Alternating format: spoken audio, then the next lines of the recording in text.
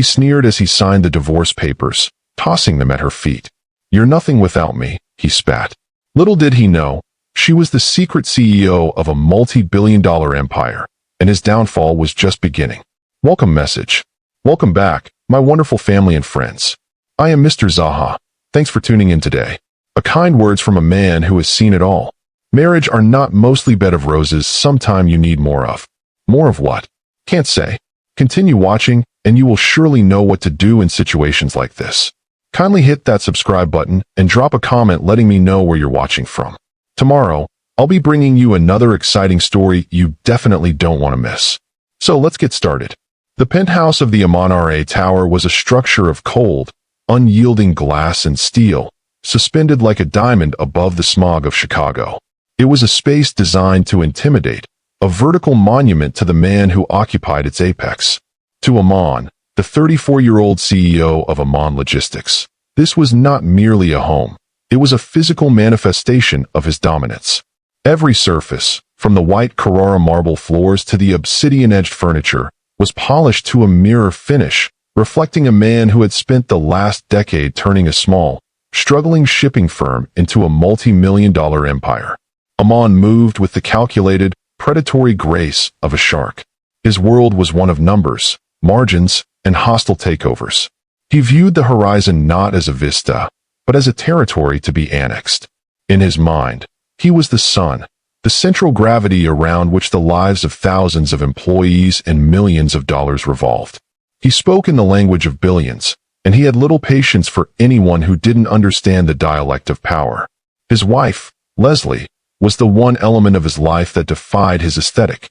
When they had married 4 years ago, Amon had seen her as a necessary stabilizer, the perfect domestic asset. She was soft where he was sharp, quiet where he was loud, and inexplicably content to remain in the shadows of his towering ego. He had met her at a quiet university library where she was finishing a doctorate in economic theory, a detail he had long since filed away as cute but irrelevant. To Amon, Leslie was a hobbyist. She spent her days in a small, sunlight-starved home office at the back of the penthouse or at the local public library. When he bothered to ask what she was doing, she would simply say she was consulting for small nonprofits. He assumed this meant she was helping soup kitchens balance their checkbooks or organizing bake sales for underfunded schools. He treated her work with a patronizing tolerance, much like one might treat a child's finger painting. "I've just finalized the acquisition of the Port of Dubai's third terminal, Leslie," Amon said one Tuesday evening, his voice booming through the vaulted living room. He didn't look at her as he spoke. He was staring at his own reflection in the floor-to-ceiling windows, adjusting his silk tie. He poured a glass of scotch that cost more than a mid-sized sedan, the ice clinking like small, expensive diamonds. "It's a game-changer. It puts us in the top tier of global logistics. I'm thinking of commissioning a statue for the lobby. Something bronze. Something that screams, 'The future is here.'" Leslie looked up from her book, her expression unreadable. She was sitting in an armchair that Amon had once tried to replace because it didn't fit the modern minimalist vibe of the room. She had refused, the only time she had ever stood her ground on decor. "A statue, Amon?" she asked, her voice soft but clear. "Is that for the company's legacy, or is it just a tombstone for your humility? The future doesn't usually stand still long enough to be cast in bronze." Amon stiffened. He turned away from the window, his eyes narrowing. "My ego built this world, Leslie. My ego is what pays for this penthouse, your designer wardrobe that you never wear, and those little consulting projects of yours. You should be more appreciative of the scale I operate on. I'm moving the world's goods. You're moving decimal points for charities." "I appreciate the scale, Amon," she said, closing her book. "I just wonder if you realize that the higher the tower, the thinner the air. Eventually, you forget how to breathe without a machine. You're so busy looking at the horizon that you've forgotten how to look at the people standing right in front of you." He dismissed her with a sharp wave of his hand. It was the same gesture he used to end meetings with underperforming middle managers. To him, Leslie was a stay-at-home theorist who didn't understand the language of billions. He didn't see the way she looked at the market tickers on the news, not with the wide-eyed wonder of a spectator, but with the clinical, bored familiarity of an architect looking at a blueprint. He didn't see the encrypted laptop she used, or the way her consulting, involved private servers and encrypted messages from the most powerful venture capitalists in Zurich and Singapore. The invisible architect. The reality was that Leslie was the silent phantom of the financial world. Under the pseudonym V-Proxy, she had spent her consulting hours building Vanguard Global, a multi-billion-dollar conglomerate that operated entirely through a labyrinth of shell companies and trust funds. While Aman was busy shouting into phones and putting his face on the cover of Forbes, Leslie was perfecting an algorithm that predicted global trade shifts 6 months before they happened. She didn't want the statue. She didn't want the tower. She wanted the data, the influence, and the quiet satisfaction of knowing she was the one actually holding the strings of the industry Aman thought he dominated. She had stayed with him because, at first, she had loved the fire in him. She had seen a man with a vision, someone who wanted to build something from nothing. But as the millions turned into hundreds of millions, the man she loved had been replaced by a caricature. He had become a man who measured his worth by the height of his building and the length of his car. He had become a man who looked at his wife and saw a background character. The fracture finally occurred during the annual Titans Gala, a high-octane gathering of Chicago's elite held at the Art Institute. Aman was in his element, surrounded by men who smelled of cigars and desperation. He was locked in a high-stakes conversation with the board members of the Sovereign Trust, a group he was trying to court for a massive expansion. Sovereign is impressive, sure. Aman bragged to the circle of suits, his voice loud enough to be heard 3 tables away. But they're reactionary. They're waiting for the Vanguard group to move before they make a play. Vanguard, now that is an empire. The CEO is a ghost. Nobody's seen them in years, but their algorithm controls 40% of the Trans-Pacific trade. If I could get a 5-minute meeting with their proxy, I'd be the king of this industry. I'd be untouchable. Leslie, wearing a simple but elegant black dress that Aman had complained was too understated, stepped into the circle. She held a glass of mineral water, her eyes calm as they surveyed the men who were practically salivating over her own company. Perhaps Vanguard hasn't met with you because they don't like your king complex, Aman, Leslie said quietly. A ghost doesn't usually want to dance with a man who carries a spotlight. The board members chuckled, but the sound was like glass breaking in Aman's ears. He felt a surge of white-hot humiliation. In his mind, his wife had just insulted his ambition in front of the very men he needed to impress. To Aman, respect was a currency, and she had just committed a robbery.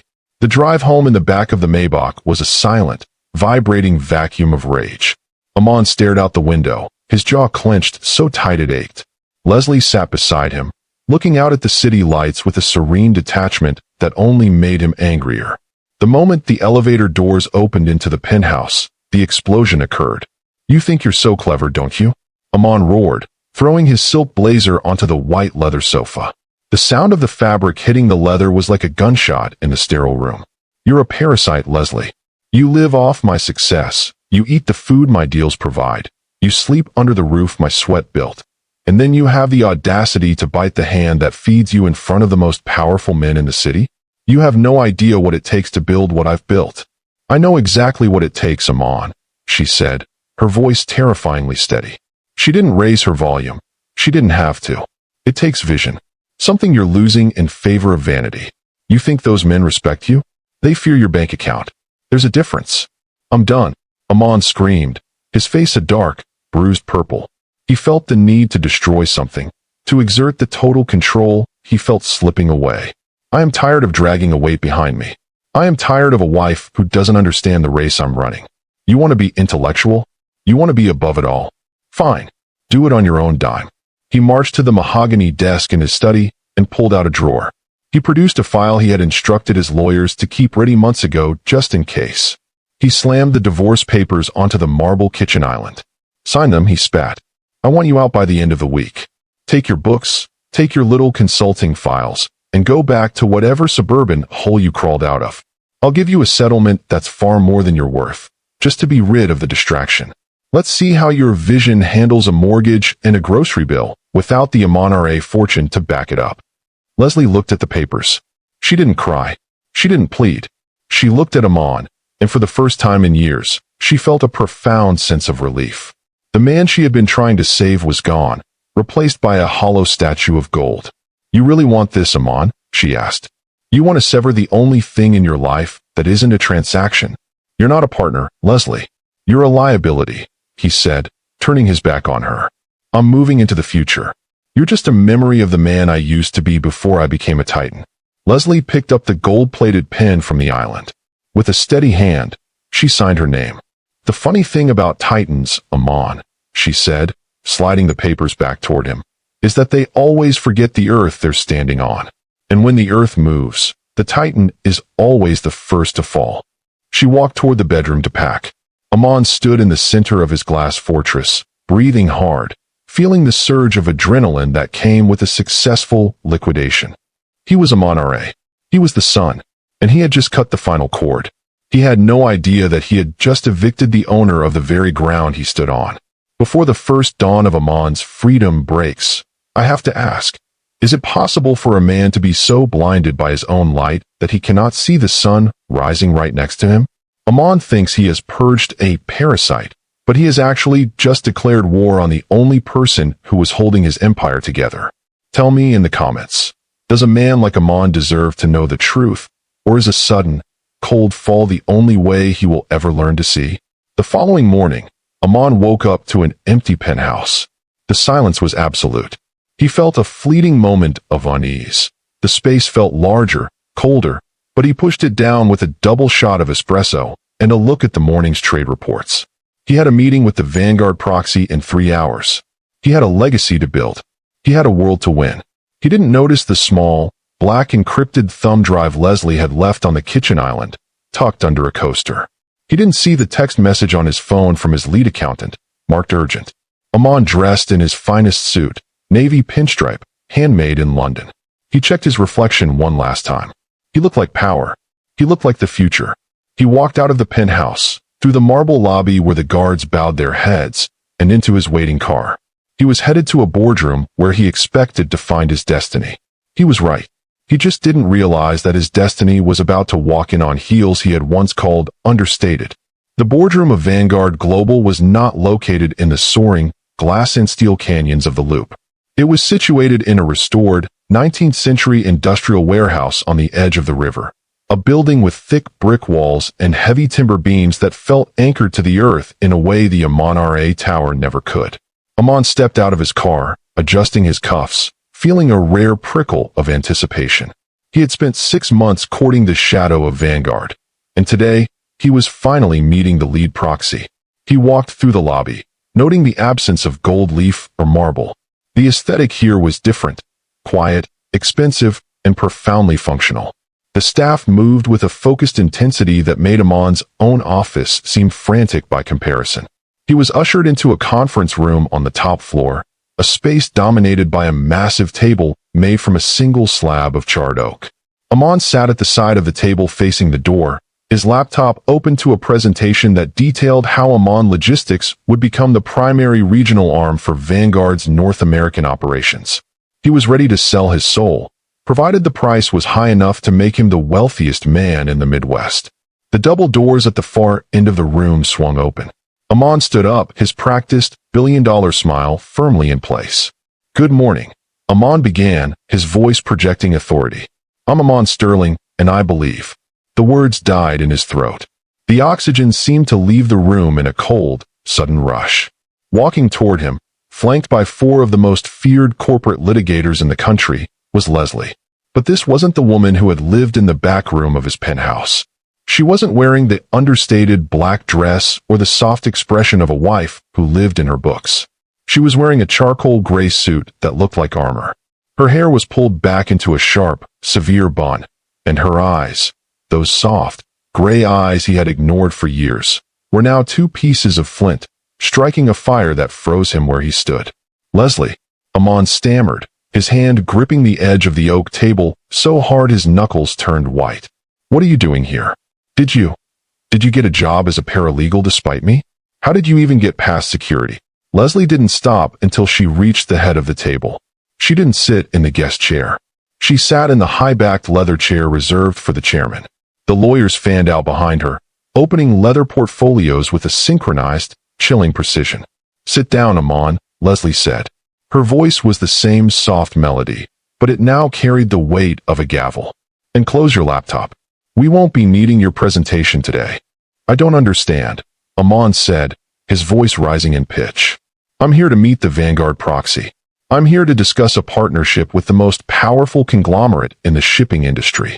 You are meeting the proxy, Aman, Leslie said, leaning forward.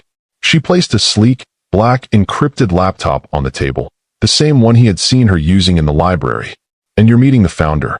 I started Vanguard 7 years ago with a seed grant for economic research and an algorithm that proved human greed is the only truly predictable variable in global trade.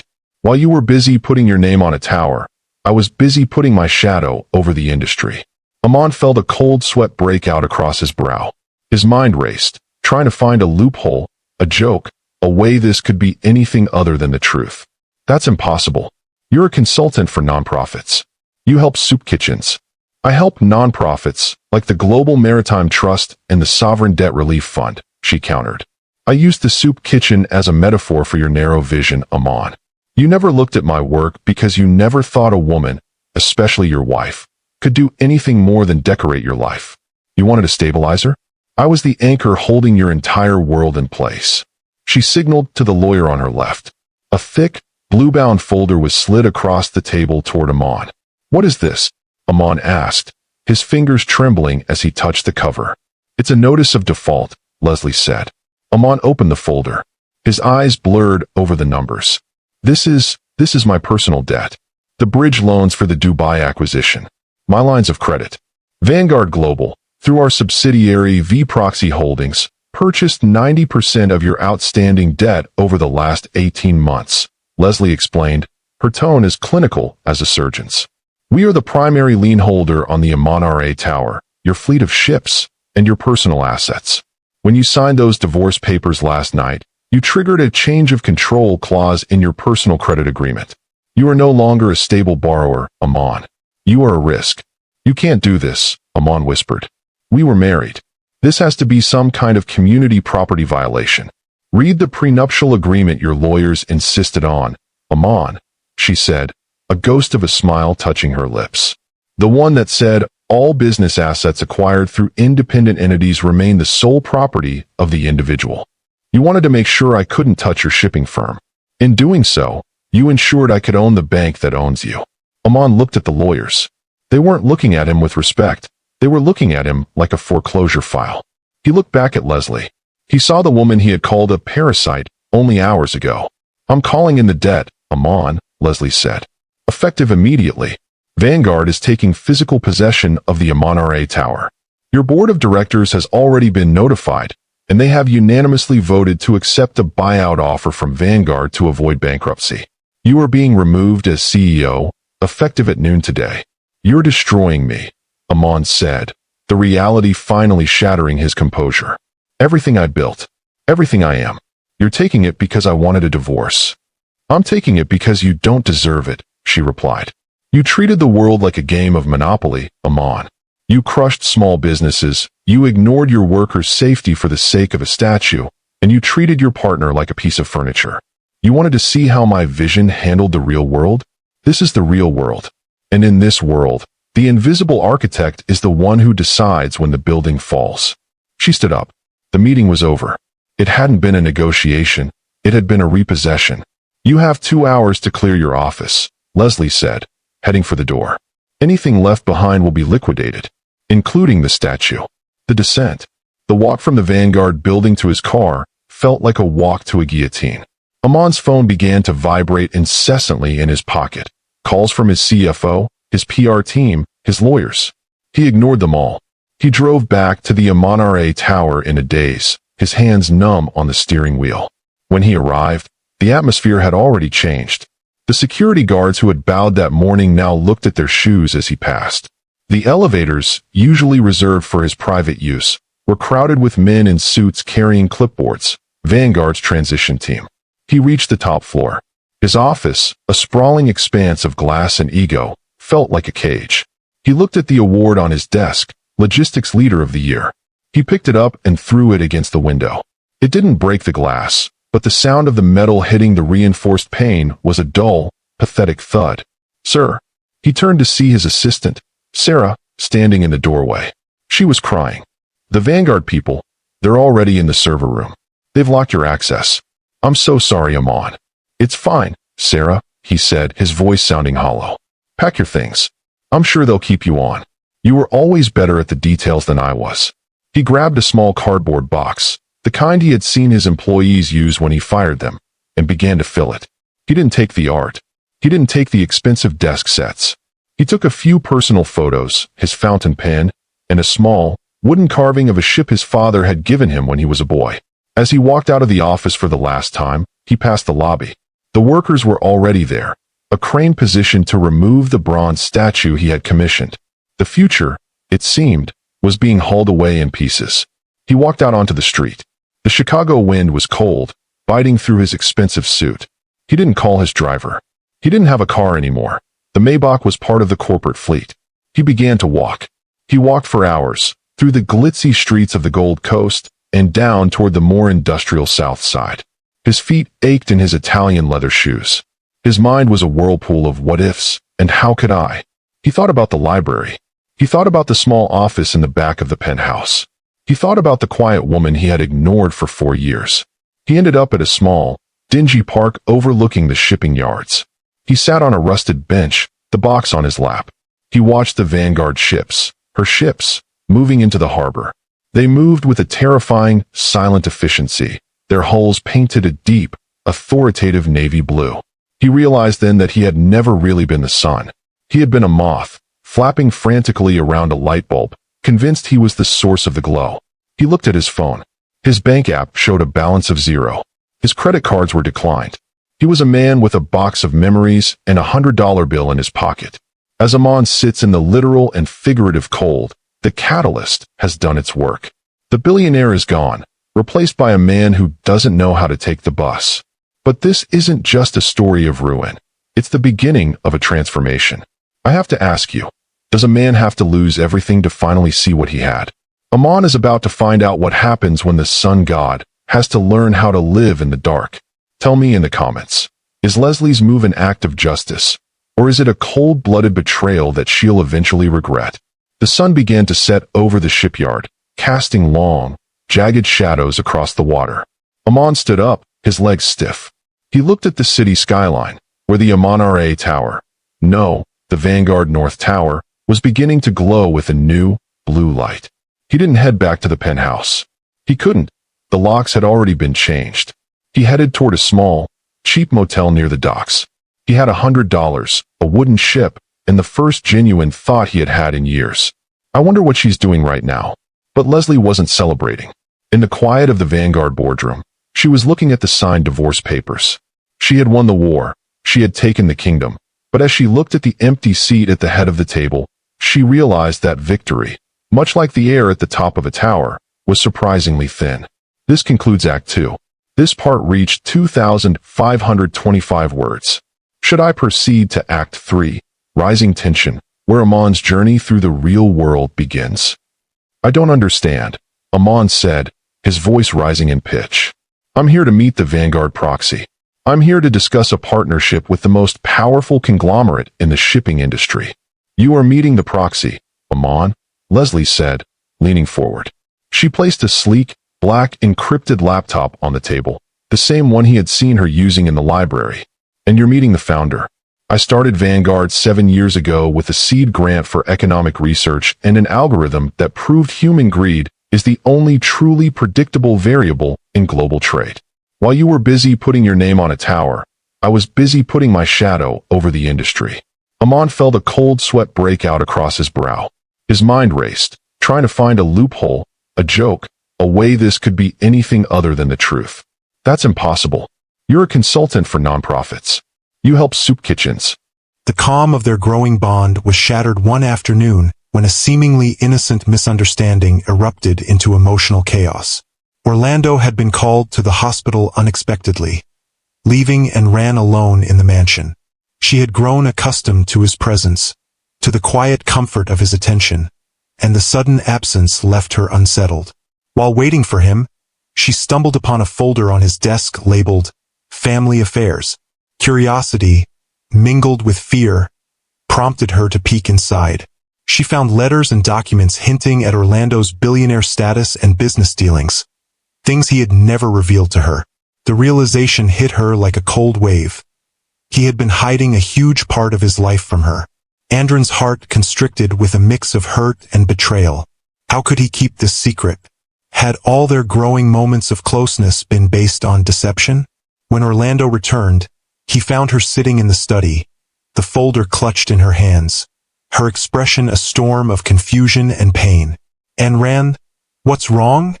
he asked, concern lacing his tone. "Why didn't you tell me?" she demanded, her voice shaking. "All this time, you've been hiding who you really are from me. Was any of this real?" Her words cut deep, not just for him but for the fragile trust they had been building. Orlando's eyes widened, and he took a cautious step forward. "I didn't hide it to deceive you," he explained, his voice calm but firm. "I was testing, seeing if you could see me for who I am, not just for wealth or status. I wanted you to know me, the real me. Everything I've felt for you has been real. But Andron's pain was raw. You made me feel safe, like I could trust you. And yet you've been hiding your life from me? How am I supposed to believe you now?"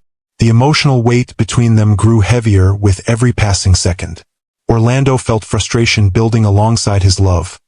Frustration at her misunderstanding, at the timing, at the fear that all they had worked toward could crumble in a single moment. He stepped closer, reaching for her hands, but she recoiled, unwilling to meet his touch. For hours, they circled each other emotionally, neither fully retreating but neither able to reconcile immediately.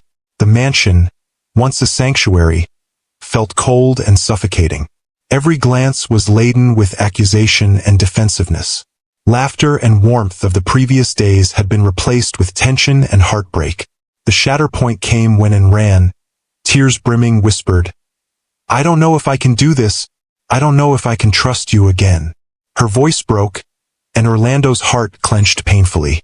He realized that all the emotional progress they had made was on the brink of collapse. In that moment, Orlando's carefully maintained composure slipped, leaving only vulnerability and raw emotion.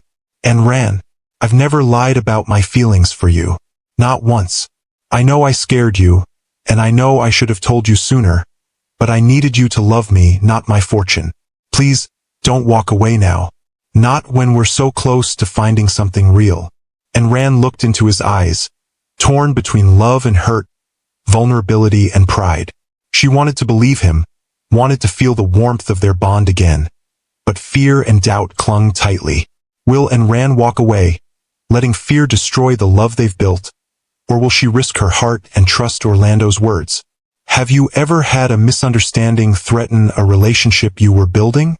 Comment below. Would you fight for love or let it slip away? The mansion was silent that evening, a stark contrast to the emotional storm raging inside both Orlando and Anran. After their confrontation earlier, neither had spoken a word. The distance between them was palpable, yet both were acutely aware of the invisible threads that still connected their hearts. Orlando paced the study, grappling with his own pride and fear. He knew he had to choose between retreating behind his usual armor or risking vulnerability to reclaim Andron's trust. The arrogance he normally wielded felt hollow in the absence of her presence beside him. He realized that hiding behind wealth or prestige no longer mattered. What mattered was honesty, patience, and the courage to show his heart completely. Anran sat in the conservatory, the warm glow of the lamps casting soft shadows.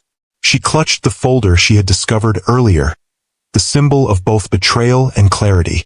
She had been forced into this marriage to protect her family, but now she understood that love was no longer optional. It had found its way into her life despite circumstances. Yet the fear lingered. Could she trust a man who had hidden such a fundamental part of himself, no matter his explanation? Could she open her heart again without regret? Hours passed, each steeped in reflection. Anran replayed the moments they had shared, the tenderness, the laughter, the subtle touches that spoke louder than words. She remembered Orlando's vulnerability, his quiet confessions, and the way he had looked at her with a mix of admiration and longing. Slowly, She felt the walls around her heart start to crumble. Orlando, too, thought back to their shared experiences. The storm, the conservatory, the laughter in the garden, the small but meaningful gestures that had bound them together. He knew that love required patience and trust, and that to win and ran fully, he needed to demonstrate that every word and every action was true. Finally, as the night deepened, Orlando approached the conservatory, and Ran was seated quietly, lost in thought, but she felt his presence before she saw him. He knelt before her, taking both her hands in his. The vulnerability in his eyes mirrored her own hesitation and hope. "And Ran," he began softly, "I don't want to lose you. I've been honest about my feelings, even if I was slow to share everything about my life. I need you to know, everything I've done, every choice I've made, has been with you in mind. I love you, not my fortune, not my name, not the world around us, just you." Andren's eyes filled with tears, a mixture of relief, joy, and lingering fear. Her voice trembled as she whispered, I want to believe you, Orlando. I do. But it's been so hard. I don't know if I can just trust without hesitation." He smiled gently, brushing a tear from her cheek. "Then let me show you. Let me prove that our bond is real, that love can exist even in the most unexpected circumstances. You don't have to take my word, just take my heart." In that moment, the choice became clear. Both had the option to let pride and fear dictate their actions, or to embrace vulnerability, risking heartbreak in exchange for the possibility of something extraordinary. And Ran slowly nodded, a small smile breaking through her tears. Orlando's relief was palpable, and he drew her into a gentle embrace, holding her close as if to communicate everything his words could not. The mansion, once a place of tension and obligation, now radiated warmth and hope. Their hearts, previously guarded and wary, had found courage in each other. The path ahead would not always be smooth, but for the first time, both Orlando and Ayn Rand had chosen love consciously, fully, and without reservation. Will their choice to embrace love withstand the challenges ahead, or are there still unseen obstacles waiting to test their bond? Have you ever had to choose between pride and love? Comment below. Would you take the risk for a heart that truly matters? The mansion was bathed in the golden light of dawn, a new day breaking over the city. The storm of emotions, misunderstandings, and resistance that had defined their days together had finally given way to clarity, connection, and the quiet certainty of love. Orlando and Ayn Rand had faced their fears, their pride, and their insecurities, and had chosen each other. The morning began with simple, tender moments. Ayn Rand prepared breakfast, and this time, Orlando joined her willingly, their laughter filling the kitchen. There was no pretense, no distance, only two hearts fully present with each other. Every glance, every brush of hands, every shared smile reinforced the bond they had fought so hard to protect. After breakfast, Orlando suggested they take a walk in the mansion's garden, the same place where their bond had deepened days before. This time, however, the walk was different. There was no tension, no resistance. Only a peaceful intimacy that spoke of trust regained and love realized. They held hands naturally, their fingers intertwined, a symbol of the partnership and devotion that had grown between them. As they reached the center of the garden, Orlando stopped, turning to face and ran fully. "I know our journey hasn't been simple," he said, his voice warm and steady. "But every moment, every challenge, every hesitation, it led us here. I love you and Ran completely, and I promise, from this day forward, to never let fear or pride come between us again." Andren's eyes glistened with tears of joy, her heart swelling with a love she had fought to deny. "I love you too, Orlando," she whispered. "I've waited so long to feel this, and now I know that we're meant to be together." Orlando pulled her into a gentle embrace, holding her as if letting go might undo the magic of the moment. The city below, the mansion around them, and the responsibilities that had once weighed heavily now faded into the background. In that embrace they had found home, not in a place, but in each other. Later, As they sat together watching the sun climb higher in the sky, Orlando reached into his pocket and pulled out a small velvet box. And Rand looked up, her heart catching. He opened it to reveal a simple, elegant ring. "This isn't just a symbol of wealth or status," he said softly. "It's a promise of love, of partnership, of a future built together. Will you continue this journey with me, not as a forced marriage, but as my partner, my equal, my love?" Andren's hands trembled as she took the ring, sliding it onto her finger. "Yes, Orlando," she replied, her voice steady with certainty. "Yes, I will." They embraced once more, their hearts beating in quiet harmony. The mansion, once a place of obligation and tension, now felt alive with love, laughter, and hope. Friends and family would come, celebrations would follow, but for now, it was just the two of them, savoring the victory of hearts united. In the weeks that followed, their love continued to grow, strengthened by honesty, shared experiences, and the unwavering choice to trust each other. And Rand discovered that Orlando's kindness and depth went far beyond the walls of his wealth and success, while Orlando realized that Andren's courage and compassion made her the heart he had long been searching for. The billionaire and the woman he once underestimated had found their way to each other, not through wealth, power, or obligation, but through understanding, vulnerability, and the decision to choose love over fear. And so, their story, a tale of forced circumstances transforming into true love, ended not with tension, but with triumph. Two hearts, once guarded and uncertain, now beat as one, ready to face the future together. The morning light reflected in their intertwined hands, reminding them of the day their hearts truly met. Though challenges may come, love, real, unwavering and chosen, would always guide them home. Have you ever found love where you least expected it?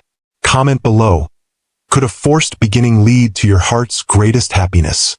Thank you so much for watching my story all the way to the end. Your support means everything. Don't forget to subscribe to my channel and drop a comment below. I'd love to hear your thoughts.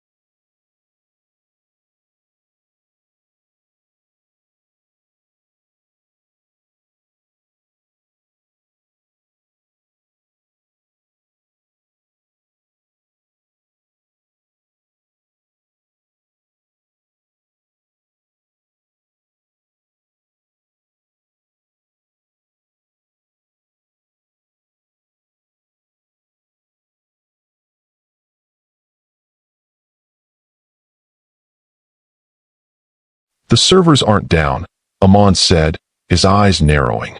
It's a cascading synchronization error. The gate is waiting for a confirmation from the regional hub, but the hub is stuck in a loop because it thinks the shipment is already in transit. How do you know that? Gus asked. Because I know the person who wrote the code, Amon said. And I know how she thinks. Amon sat down at Gus's ancient computer.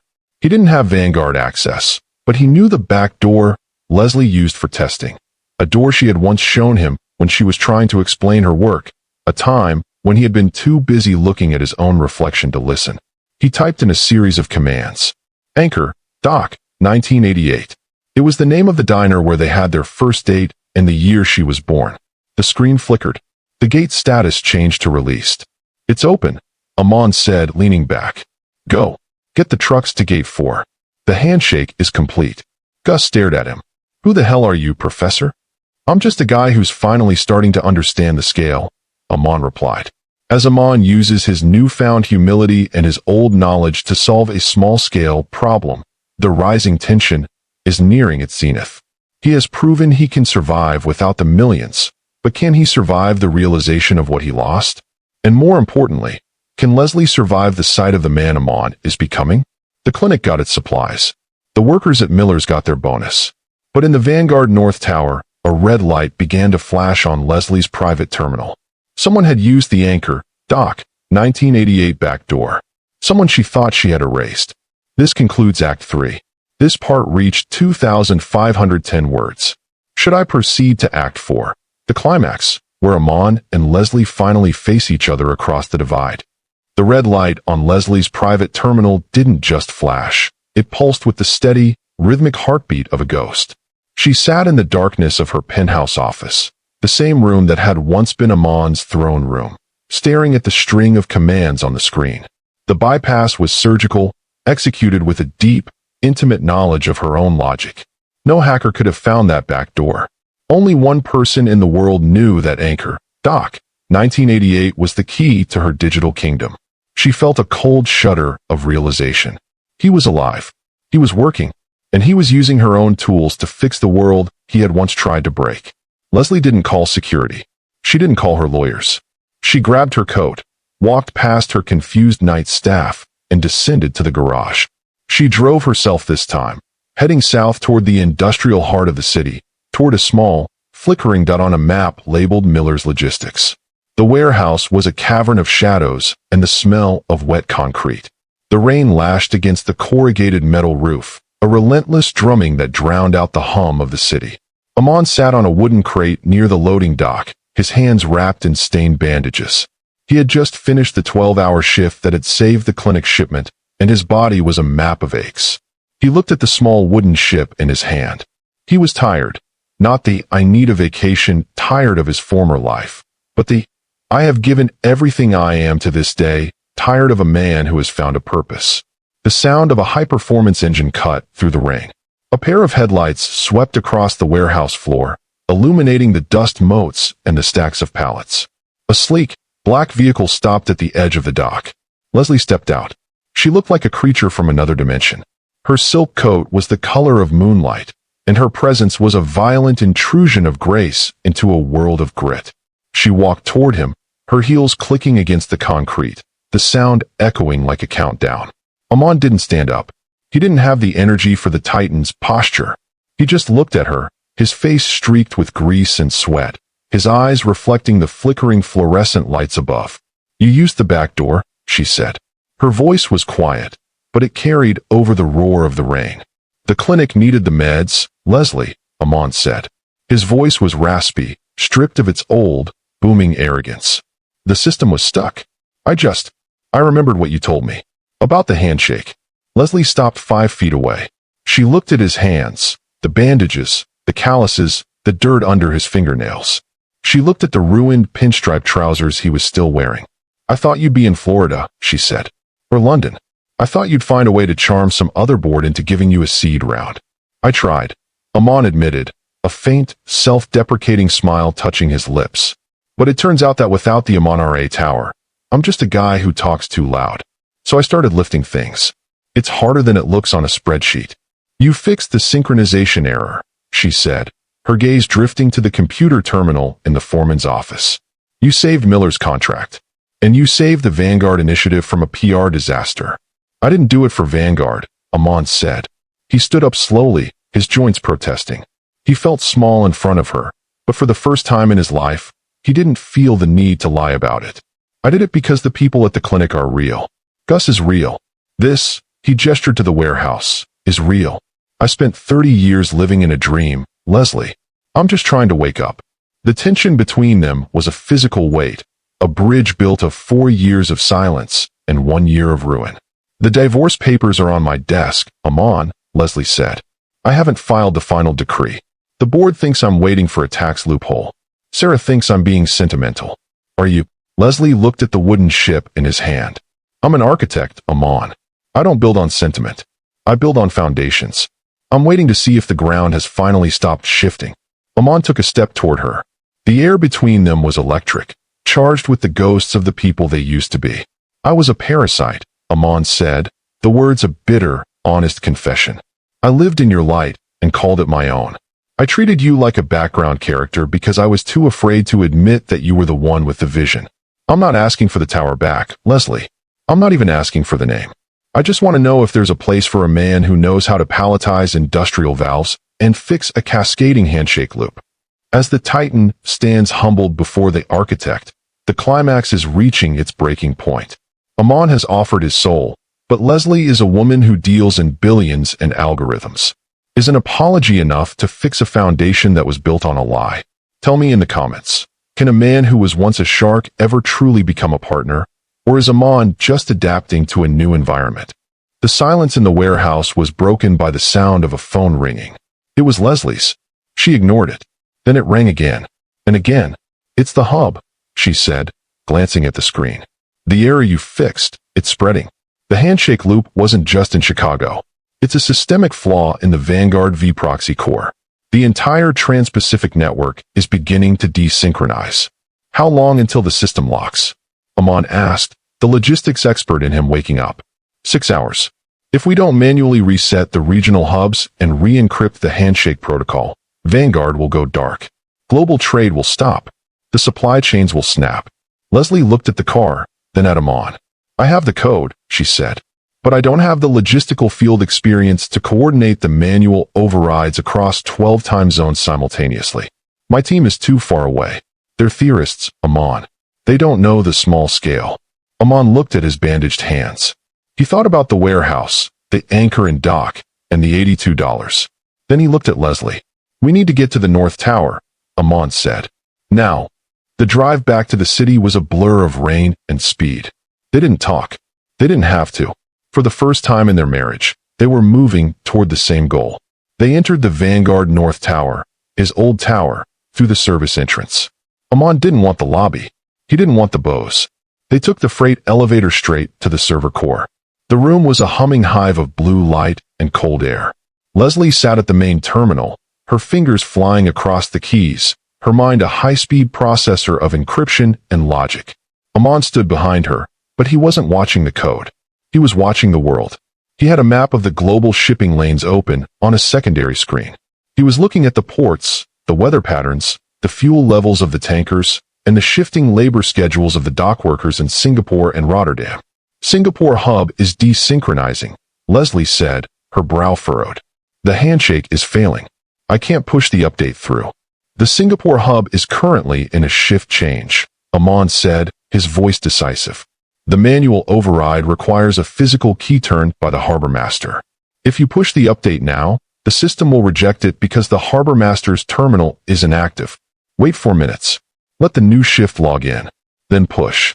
Leslie waited. For minutes. The screen flickered. Singapore hub, synchronized. Rotterdam is next, she said, her voice filled with a new kind of respect. But the fuel tenders are blocking the gate. The handshake is being rejected as a safety violation. Bypass the safety protocol for the gate only, Amon instructed. The tenders are sitting idle because the tide is too high for them to dock. Tell the system to ignore the gate sensors for 60 seconds. The handshake will clear, and the update will propagate. For 4 hours, they worked as a single organism. The architect and the Titan. The logic and the scale. They moved through the time zones, fixing the world one hub at a time. It wasn't a game of Monopoly. It was a surgical operation to keep the heart of global trade beating. As the final hub, Los Angeles, turned green on the screen, Leslie leaned back in her chair. She was exhausted, her eyes red, her hair disheveled. She looked at Amon. He was leaning against a server rack, his pinstripe suit ruined, his hands bleeding through his bandages. He looked like a man who had just survived a war. "It's done," Leslie whispered. "The system is stable. The world is still turning," Amon said. He walked over to the window. The sun was beginning to rise over Lake Michigan, the first light of dawn hitting the glass of the tower. He saw the city, the real city, beginning to wake up. He saw the trucks moving, the cranes swinging, and the people heading to work. "I'm going back to Miller's," Amon said. Leslie stood up. "Amon, wait." "No," he said, turning to her. "I'm not a partner in Vanguard, Leslie. I'm just a guy who knows how a handshake works.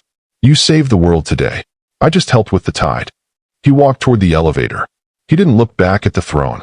He didn't look at the screen. He looked at his hands. "Amon." The elevator doors began to close. Through the gap, he saw her standing in the center of the blue light, the divorce papers in her hand. "The ground has stopped shifting," she said. "The door's shut. The climax has passed, but the resolution is the most difficult part of the architecture. Amon has proven he can lead without a title, and Leslie has proven she can trust without a contract. But can they be Amon and Leslie again? Or has the Titan been replaced by something the architect doesn't know how to build? This concludes Act 4. This part reached 2,540 words. Should I proceed to Act 5, Resolution, where they build a new world out of the wreckage? The morning light that spilled across the Chicago skyline on December 26th was not the harsh, blinding glare Amon had once associated with success. It was a soft, persistent gold that illuminated the cracks in the pavement as clearly as the peaks of the skyscrapers. The Titan was gone, but the man who remained was finally standing on solid ground. Amon returned to the south side. He didn't take a taxi. He walked, his boots heavy with the slush of the first real winter snow. He returned to his studio apartment above the laundromat. The room was cold, the radiator clanking like a weary ghost, but as he sat at his small wooden table, he felt a sense of alignment that no penthouse could provide. He picked up the small wooden ship. He looked at the stack of letters he had written to Leslie, the letters he had never sent. He realized that the architecture of a soul is not built in a day, and it certainly isn't built in a boardroom. It is built in the quiet moments of accountability, in the manual overrides of the heart. He spent the next 3 days working at Miller's. The news of the global handshake fix hadn't made the papers. Vanguard kept its internal crises private, but the atmosphere at the warehouse had changed. Gus looked at Amon with a mixture of awe and suspicion. "You're not just a professor, are you, Suit?" Gus asked as they loaded a final crate of electronics on Monday afternoon. "I'm just a guy who knows how to fix things that are broken, Gus," Amon replied. "Including myself." The summons. On Tuesday morning, a black car stopped in front of the laundromat. It wasn't the Maybach. It was a modest, dark sedan. A driver stepped out, but he didn't bow. He simply handed Amon a plain white envelope. Inside was no legal decree. It was a single, handwritten note on Vanguard stationery. The Anchor and Dock Diner. 7 p.m. No suits. No lawyers. Amon arrived at the diner at 6:55. He wore the work jacket and the canvas trousers. He sat in the same booth where they had sat years ago, the booth where he had once complained about the quality of the silverware while she had talked about the beauty of market equilibrium. Leslie was already there. She was wearing a thick, knit sweater and jeans. Her hair was down, falling in soft waves over her shoulders. She looked younger, more human, and infinitely more powerful than she ever had in the charcoal armor of the office. She had a manila folder on the table. "Is that the final decree?" Amon asked, his voice steady. Leslie looked at the folder, then at him. "It's a proposal, Amon, but not for Vanguard." She opened the folder. Inside was a blueprint. It wasn't for a tower or a shipping fleet. It was a map of the city's industrial corridor, the dead zone that Amon had once wanted to pave over. "Vanguard is spinning off its regional logistics arm," Leslie said. "We're creating a worker-owned cooperative. It's designed to provide fair market access for independent couriers like Miller's. It needs a director of operations, someone who knows the scale, but understands the labor. Aman looked at the map. He saw the logic, the handshake protocol, the vision. It was the most beautiful thing he had ever seen. "You're offering me a job?" Aman asked. "I'm offering you a partnership," she corrected. "The cooperative needs a face. Not a titan, not a sun god. It needs a man who isn't afraid to get his hands dirty when the system locks up. It needs a man who knows that the most important part of a global network is the person holding the last crate." Aman looked at her, really looked at her. He saw the architect who had designed a world where he could finally belong. "I don't deserve this, Leslie," he said. "Deserving has nothing to do with it, Aman," she said, reaching across the table to take his hand. Her touch was warm, a solid anchor in the drifting snow of his life. "We're building a foundation, and foundations require both the logic and the stone. I have the code. You have the grit. I think it's time we stopped being a mirror and a parasite and started being a team." Aman didn't ask about the penthouse. He didn't ask about the millions. He simply turned his hand over and laced his fingers with hers. "I'll need a new pair of boots," he said. "The ones I have are starting to leak." Leslie laughed, a light, free sound that filled the small diner. "I think the cooperative can afford that." The new architecture. They didn't go back to the Millionaire Tower. They moved into a quiet brownstone in a neighborhood where the trees actually turned orange in the fall. Aman spent his days at the cooperative, working alongside Gus and the men from the docks. He didn't have a private elevator. He had a shared office with a view of the river. Vanguard Global continued to thrive, but it was no longer a ghost. Leslie became a public figure, not as a reclusive billionaire, but as a champion of humanized logistics. She and Aman were often seen at the docks, not in suits, but in work gear, talking to the people who kept the world turning. The Millionaire Tower was eventually renamed the Vanguard Beacon. The bronze statue was never replaced. Instead, the lobby was filled with a rotating exhibit of photography, the faces of the dock workers, the drivers, and the families who benefited from the cooperative. One evening, a year later, Aman and Leslie sat on their own small porch, watching the sun set over the city. "You know," Aman said, leaning back in his chair, "I used to think I was the sun. I thought if I stopped moving, the world would stop with me." Leslie leaned her head on his shoulder. "And now I know the sun doesn't move the world," Aman said, looking at his hands that were still calloused, but clean. "It just provides the light so we can see what we're building. I'm just happy to be standing in the garden." Joanna, his architect, his partner, his wife, smiled in the twilight. "It's a good garden, Aman. And the ground? It's perfectly still. The divorce papers were never filed. They weren't torn up in a grand gesture either. They simply sat in a drawer in the brownstone, a reminder of the man Aman used to be and the woman Leslie had always been. They were the final handshake, the agreement that no empire is worth the soul of the person you love. As the stars came out over Chicago, the billionaire and the laborer sat together in the quiet, finally speaking the only language that matters, the truth. The Aman-Leslie Cooperative became the global standard for ethical logistics. 10 years later, a young business student asked Aman in an interview, "What was the most difficult acquisition you ever made?" Aman looked at his wedding ring, a simple band of hammered silver. He didn't talk about Dubai or the sovereign trust. "My own reflection," Aman said. "It took a long time to realize that the most valuable asset you can ever own is the person who isn't afraid to tell you when you're standing in your own way." And in the background, the architect just smiled. "Thank you so much for watching my story all the way to the end. Your support means everything. Don't forget to subscribe to my channel and drop a comment below. I'd love to hear your thoughts."